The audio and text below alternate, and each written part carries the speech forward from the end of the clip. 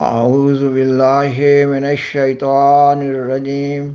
بسم اللہ الرحمن الرحیم۔ سامعین و ناظرین کرام، السلام علیکم ورحمۃ اللہ وبرکاتہ۔ سیدنا حضرت مسیح موعود علیہ السلام کتاب اذا لوحہ میں بیان فرماتے ہیں، میرا بیان مسیح موعود علیہ السلام کی نسبت جس کے آسمان سے اترنے اور دوبارہ دنیا میں آنے کی انتظار کی جاتی ہے، جیسا کہ خدا تعالیٰ نے اپنے فضل و کرم سے میرے پر کھول دیا ہے، یہ ہے کہ مسیح علیہ السلام کے دوبارہ دنیا میں آنے کا قرآن شریف میں تو کہیں ذکر نہیں۔ قرآن شریف تو ہمیشہ کے لیے اس کو دنیا سے رخصت کرتا ہے، البتہ بعض حدیثوں میں جو استعارات سے پر ہیں مسیح علیہ السلام کے دوبارہ دنیا میں آنے کے لیے بطور پیشگوئی بیان کیا گیا ہے، تو ان حدیثوں کے سیاق و سباق سے ظاہر ہے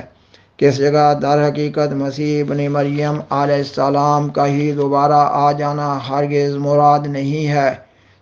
بلکہ یہ ایک لطیف استعارہ ہے جس سے مراد یہ ہے کہ کسی ایسے زمانہ میں جو مسیح ابن مریم علیہ السلام کے زمانہ کا ہم رنگ ہوگا، ایک شخص اصلاح خلائق کے لیے دنیا میں آئے گا جو تباہ اور قوت اور اپنے منصبی کام میں مسیح ابن مریم علیہ السلام کا ہم رنگ ہوگا۔ اور جیسا کہ مسیح ابن مریم علیہ السلام نے حضرت موسیٰ علیہ السلام کی دین کی تجدید کی اور وہ حقیقت اور مگر تو ریت کا جس کو یہودی لوگ بھول گئے تھے ان پر دوبارہ کھول دیا، ایسا ہی وہ مسیح ثانی مسیح موسیٰ علیہ السلام کے دین کی جو جناب ختم الانبیاء صلی اللہ علیہ وسلم ہے تجدید کرے گا۔ اور یہ مسیح موسیٰ علیہ السلام کا مسیح علیہ السلام اپنی زمانے میں اور دوسرے تمام نتائج میں جو قوم پر ان کی اطاعت یا ان کی سرکشی کی حالت میں مؤثر ہوں گے اس مسیح سے بالکل مشابہ ہوگا جو موسیٰ علیہ السلام کو دیا گیا تھا۔ اب جو امر کہ خدا تعالیٰ نے میرے پر منکشف کیا ہے وہ یہ ہے کہ وہ مسیح موعود میں ہی ہوں۔ مسلمانوں کا پرانے خیالات کے موافق جو ان کے دلوں میں جمے ہوئے چلے آتے ہیں، یہ دعویٰ ہے کہ مسیح ابن مریم علیہ السلام سچ مچ دو فرشتوں کے کندھوں پر ہاتھ دھرے ہوئے آسمان سے اترے گا اور مینارہ مشرقی دمشق کے پاس آ ٹھہرے گا، اور بعض کہتے ہیں کہ مینارہ پر اترے گا اور وہاں سے مسلمان لوگ زینہ کے ذریعہ سے اس کو نیچے اتاریں گے اور فرشتے اسی جگہ سے رخصت ہو جائیں گے اور عمدہ پوشاک پہنے ہوئے اترے گا، یہ نہیں کہ ننگا ہو، اور پھر مہدی کے ساتھ ملاقات اور مزاج پرسی ہوگی، اور باوجود اس قدر مدت گزرنے کے وہی پہلی عمر 32 یا 33 برس کی ہوگی۔ اس قدر گردش ماہ و سال سے اس کے جسم و عمر پر کچھ اثر نہ کیا ہوگا، اس کے ناخن اور بال وغیرہ اس قدر نہ بڑے ہوں گے جو آسمان پر اٹھائے جانے کے وقت موجود تھے، اور کسی قسم کا تغیر اس کے وجود میں نہ آیا ہوگا، لیکن زمین پر اتر کر پھر سلسلہ تغیرات کا شروع ہوگا۔ وہ کسی قسم کا جنگ و جدل نہیں کرے گا، بلکہ اس کے منہ کی ہوا میں ایسی تاثیر ہوگی کہ جہاں تک اس کی نظر پہنچے گی کافر مرتے جائیں گے، یعنی اس کے دم میں ہی یہ خاصیت ہوئی کہ زندوں کو مارے، جیسے پہلے یہ خاصیت تھی مردوں کو زندہ کرے۔ پھر ہمارے علماء اپنے اس پہلے قول کو فراموش کر کے یہ دوسرا قول جو اس کا نقیض ہے پیش کرتے ہیں کہ وہ جنگ اور جدل بھی کرے گا اور دجال یکجشم اس کے ہاتھ سے قتل ہوگا، یہودی بھی اس کے حکم سے مارے جائیں گے۔ پھر ایک طرف تو یہ اقرار ہے کہ مسیح موعود وہی مسیح بن مریم نبی اللہ ہے جس پر انجیل نازل ہوئی تھی،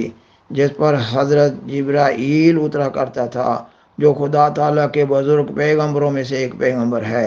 اور دوسری طرف یہ بھی کہتے ہیں کہ وہ دوبارہ زمین پر آ کر اپنی نبوت کا نام بھی نہیں لے گا، بلکہ منصب نبوت سے معزول ہو کر آئے گا اور ہمارے پیارے نبی صلی اللہ علیہ وسلم کی امت میں داخل ہو کر عام مسلمانوں کی طرح شریعت قرآنی کا پابند ہوگا، نماز اوروں کے پیچھے پڑھے گا جیسے عام مسلمان پڑھا کرتے ہیں۔ بعض یہ بھی کہتے ہیں کہ وہ حنفی ہوگا، امام اعظم صاحب کو اپنا امام سمجھے گا، مگر اب تک اس بارے میں تصریح سے بیان نہیں کیا گیا کہ 4 سلسلوں میں سے کس سلسلہ میں داخل ہوگا، آیا وہ قادری ہوگا یا چشتی یا سہروردی یا مجدد سرہندی کی طرح نقش بندی۔ غرض ان لوگوں نے عنوان میں نبوت کا خطاب جمع کر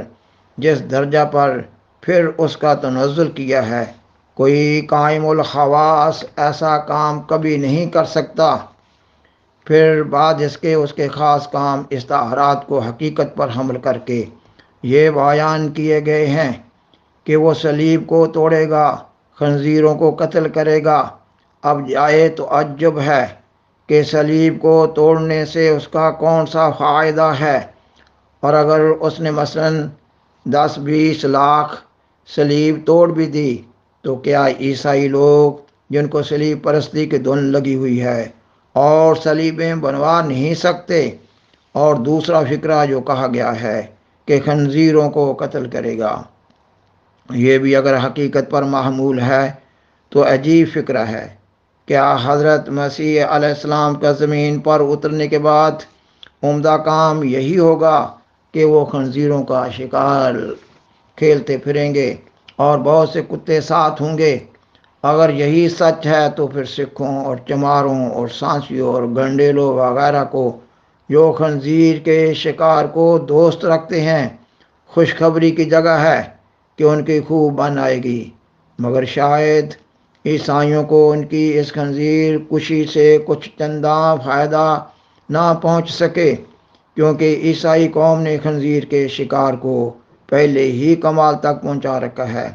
بالفعل خاص لندن میں خنزیر کا گوشت فروخت کرنے کے لیے ہزارہا دکان موجود ہے، اور بذریعہ معتبر خبروں کے ثابت ہوا ہے کہ صرف یہی 1000 دکان نہیں بلکہ 25,000 اور خنزیر ہر روز لندن میں سے مفصلات کے لوگوں کے لیے باہر بھیجا جاتا ہے۔ اب سوال یہ ہے کہ کیا نبی اللہ کی شان ہونی چاہیے کہ وہ دنیا میں اصلاح خلائق کے لیے تو آوے، مگر پھر اپنی اوقات عزیز ایک مکروہ جانور خنزیر کے شکار میں ضائع کرے، حالانکہ توریت کے روح سے خنزیر کو چھونا بھی سخت معصیت میں داخل ہے۔ پھر میں یہ بھی کہتا ہوں کہ اول تو شکار کھیلنا ہی کار بیکاراں ہے، اور اگر حضرت مسیح علیہ السلام کو شکار ہی کی طرف رغبت ہوگی اور دن رات یہی کام پسند آئے گا، تو پھر کیا یہ پاک جانور جیسے ہرن، غورخر اور خرگوش دنیا میں کیا کچھ کم ہیں تا ایک ناپاک جانور کے خون سے ہاتھ آلودہ کریں؟ اب میں نے وہ تمام خاکہ جو میری قوم نے مسیح علیہ السلام کے ان سوانے کا کھینچ رکھا ہے جو دوبارہ زمین پر اترنے کے بعد ان پر گزریں گے پیش کر دیا ہے۔ عقل مند اس پر غور کریں کہ کہاں تک یہ شان نبوت سے بعید ہے، لیکن اس جگہ یہ بھی یاد رہے کہ یہ تمام ذخیرہ رتب و یابس کا صحیحین میں نہیں ہے۔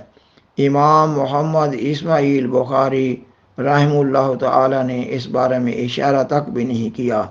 کہ یہ مسیح آنے والا در حقیقت اور سچ مچ وہی پہلا مسیح ہوگا،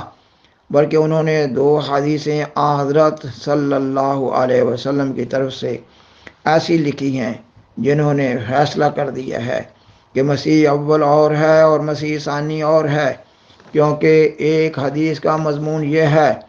کہ ابن مریم علیہ السلام تم میں اترے گا، اور پھر بیان کے طور پر کھول دیا ہے کہ وہ تمہارا امام ہوگا جو تم میں سے ہی ہوگا۔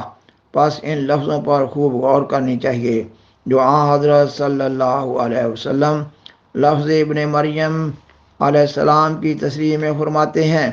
کہ وہ ایک تمہارا امام ہوگا جو تم میں سے ہی ہوگا اور تم میں سے ہی پیدا ہوگا۔ گویا حضرت صلی اللہ علیہ وآلہ وسلم نے اس وہم کو دفع کرنے کے لیے جو ابن مریم علیہ السلام کے لفظ سے دلوں میں گزر سکتا تھا، مابعد کے لفظوں میں بطور تشریح فرما دیا کہ اس کو سچ مچ ابن مریم ہی نہ سمجھ لو، بل ہوا امامکم منکم، اور دوسری حدیث جو اس بات کا فیصلہ کرتی ہے وہ یہ ہے کہ مسیح اول کا حلیہ حضرت صلی اللہ علیہ وسلم نے اور طرح کا فرمایا ہے، اور مسیح ثانی کا حلیہ اور طور کا ذکر کیا ہے جو اس عاجز کے حلیہ سے بالکل مطابق ہے۔ اب سوچنا چاہیے کہ ان دونوں حلیوں میں تناقض صریح ہونا کیا اس بات پر پختہ دلیل نہیں ہے کہ در حقیقت مسیح اول اور ہے اور مسیح ثانی اور۔ سامعین و ناظرین کرام، بالآخر درخواست ہے کہ برائے مہربانی اس پروگرام کو دوسروں سے شیئر کریں اور حاضرہ کرم اس چینل کو سبسکرائب کریں۔ جزاکم اللہ تعالی احسن الجزا وآخر دعوانا ان الحمدللہ رب العالمین۔ شکریہ۔